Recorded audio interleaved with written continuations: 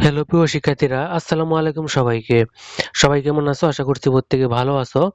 আজকে আবারও তোমাদের জন্য নতুন আরেকটি ভিডিও নিয়ে আসলাম। আজকের ভিডিওতে আমি আলোচনা করব এসএসসি পরীক্ষা 2026 সকলের জন্য সুখবর গণিত পরীক্ষা নিয়ে। গণিত পরীক্ষার মধ্যে ছাত্রদেরকে সুযোগ দেওয়া হবে এবং তাদেরকে খাতানভিত্তিক মিলে পাস দেওয়া হবে।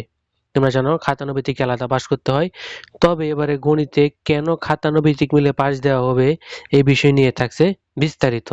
আজকে ভিডিওটা শুরু করব, তার আগে তোমাদের কাছে রিকোয়েস্ট, তোমরা যারা এই চ্যানেলটাতে একদমই নতুন, চ্যানেলটাকে সাবস্ক্রাইব করোনি, তারা এখনই চ্যানেলটাকে সাবস্ক্রাইব করে নোটিফিকেশন হলে ক্লিক করে রাখো। আর যারা আগে থেকে চ্যানেলটাকে সাবস্ক্রাইব করে রাখছো তাদেরকে অনেক অনেক ধন্যবাদ। তো চলো আজকের ভিডিওর মূল আলোচনায় যাওয়া যাক।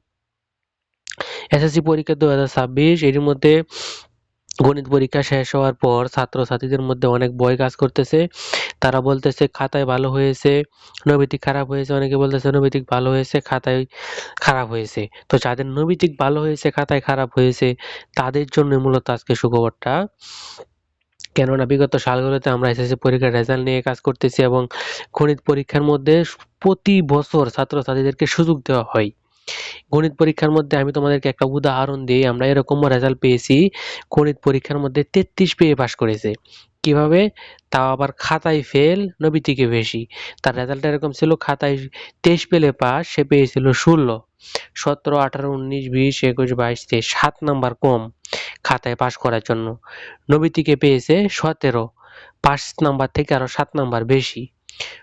মোট 33 পেয়ে সে গণিত পরীক্ষায় পাশ করেছে এবং তার রেজাল্ট এসেছে 4.330 না কতই ছিল, যেমন 4 পয়েন্ট পেয়েছিল।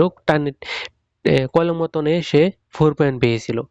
তো এই গণিত পরীক্ষার মধ্যে সুযোগ দেওয়া হয়, তোমাদের রেজাল্টটা যদি এরকম হয়, তোমরা যদি খাতায় কম পাও, নৈবেতিকে বেশি পাও, তাহলে দুটা মিলে পাস হলে বা পাস নাম্বার চাইতে বেশি হলে, সে যেহেতু 33 পেয়ে পাস করেছে, তোমাদের 40 বা 35 বা 34 এরকম হলেও তোমাদেরকে পাস দিয়ে দিবে, চিন্তার কোনো কারণ নাই।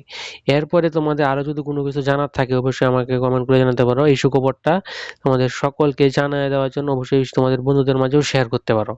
ধন্যবাদ সবাইকে।